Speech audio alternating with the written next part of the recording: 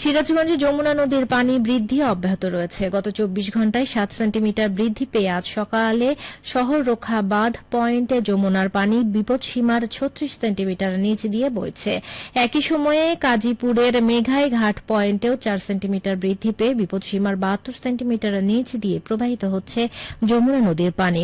বাংলাদেশ পানি উন্নয়ন বোর্ড সিরাজগঞ্জের গেজ রিডার হাসান মামুন বলেন, পানি বৃদ্ধি অব্যাহত থাকবে। এদিকে যমুনার সাথে সাথে বাড়ছে চলনবিল সহ অভ্যন্তরীণ ইছামতি, বড়াল, করতোয়া ও ফুলঝোর নদীর পানিও। ফলে প্লাবিত হতে শুরু করেছে যমুনা নদীর তীরবর্তী নিম্নাঞ্চল ও চরাঞ্চল।